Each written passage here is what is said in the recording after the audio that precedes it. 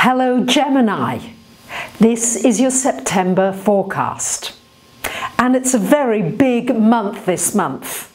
Why? Well, we've got two big eclipses happening this month. We've got Mercury, planet of communications, going retrograde.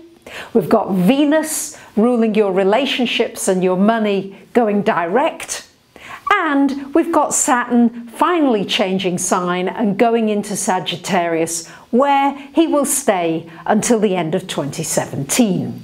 So let me break this down for you Geminis. The first thing that happens is on the 7th of the month, we've got Venus, as I mentioned, going direct.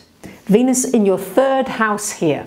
So many of you, since about the 25th of July when it went retrograde, have been thinking about your relationships, have been reconsidering various relationships in your life. Maybe somebody from your past coming back into your life to see whether maybe they can get another chance with you. But it's a good time as well for having reevaluated your finances. And now that Venus goes direct, this is the time now, Geminis, where you can get on with things. And yes, you do like to get on with things, Geminis. You're like a butterfly going from one thing to another. So while Venus going direct here in your third house, it's a great time now for really pursuing your social scene, for getting out and about in your community, meeting people, and moving forward with any decisions that you made connected to any important relationships in your life, and also moving forward with any financial decisions that you've made at this time. On the 13th of September, we've got this new moon solar eclipse happening for you in your fourth house here, Geminis. So there's a lot happening in this fourth house. We've got Jupiter there for a year. So as I said to you last month, many of you will probably move this month. Or if you don't move, you're probably going to be traveling or feeling like you're moving, or maybe expanding your home area or your family in some way. And with this new moon solar eclipse and the sun being in this fourth house as well until the 23rd of the month, this is a wonderful time for new beginnings. You may decide that you want to move. You've found the place you'd really love to move to.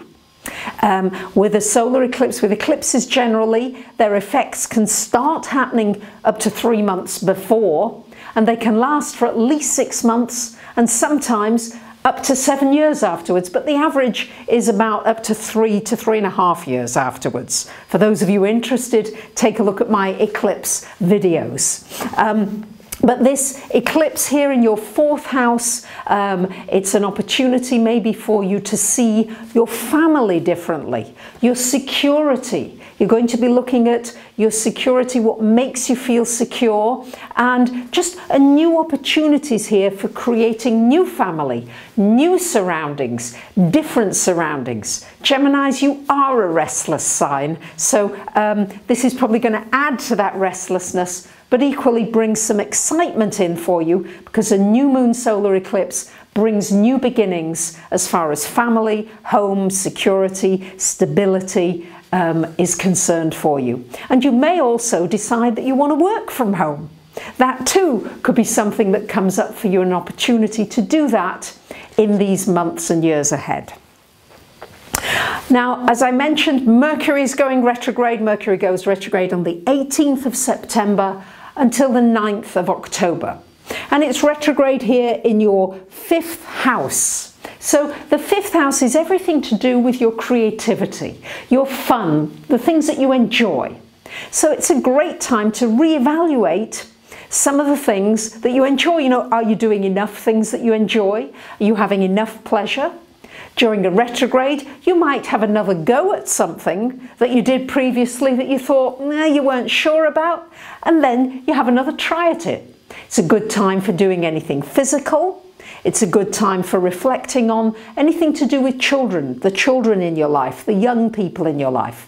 But also a good time to reflect on your creative energies. What are you doing creatively? What is the unique you doing? This is the unique you, this fifth house. Because Really, if you're doing what you really enjoy, you wake up in the morning and work and play, they're kind of similar.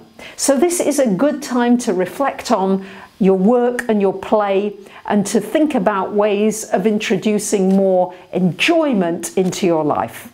You might be thinking also about a new romance or somebody that you feel attracted to, and maybe thinking about that in a little bit more depth.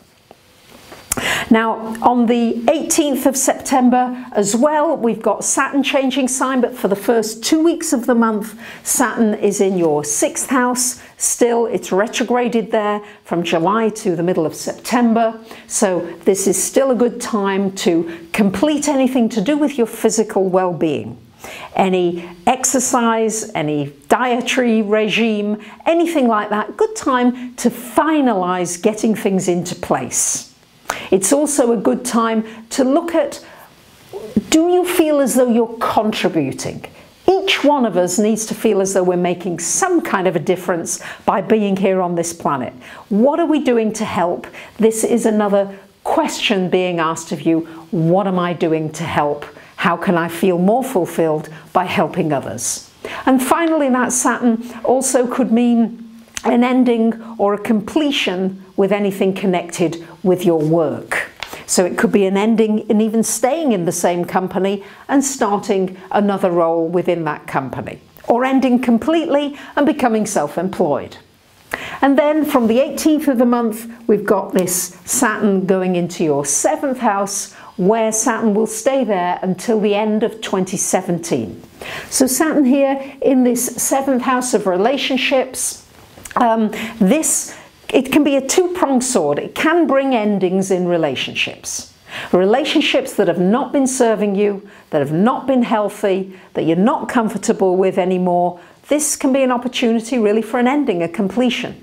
But equally, relationships that are strong, that have gone through things, can really endure through this this Saturn transit. You can tell Mercury retrograde, it's not retrograde yet, but it's already affecting me. But Saturn here can also bring you a long-lived relationship. It can also bring you a relationship with somebody who is older than you, or somebody who you feel is very wise, has a great deal of wisdom. It can also bring a great teacher into your life as well, somebody from whom you really feel you can learn. On the 24th of September, we've got the Sun coming into your 5th house here, which is lovely. Sun in this 5th house is a great time for new romance, new projects, new business, new opportunities, and generally for doing something that you really enjoy, for having some light-hearted fun. Geminis, you're a lightweight sign. Bring that lightness into your life, especially the last week of the month. On the 25th of September, Mars comes into this 4th house, so you might find yourself cleaning, tidying, organising, decluttering, just doing a lot in the home, maybe renovating, repairing. It's a doing energy with everything to do with your physical environment. And on the 28th of September, we've got a full moon, whoopsie daisy, sorry, a full moon, you didn't notice that, did you? A full moon lunar eclipse happening here in your 11th house, joining Uranus, and a full moon here and an eclipse as well. Something to do with a friendship may come to a culmination. It may reach a peak or an understanding, and also, it could be a dream that you've had for a long time coming to fruition. Do remember, eclipses, they are energized. As Mars goes round, it can energize that eclipse. And as Saturn comes round, eventually, it can be a closure of that eclipse. But Saturn is going to be many years before that happens. But Mars may energize your friendships, your social circle, your dreams, what you're looking for. And you may find yourself completing, maybe doing something with a particular group or organization. You may say, you know, this is over for me. I've done this for a while. I want to move on to pastures new. So because I feel there's so much happening this month, I thought it was a great month to organise a new seminar. So on the 12th of the month, I'm doing a seminar in London all about your relationships and communication and understanding in relationships.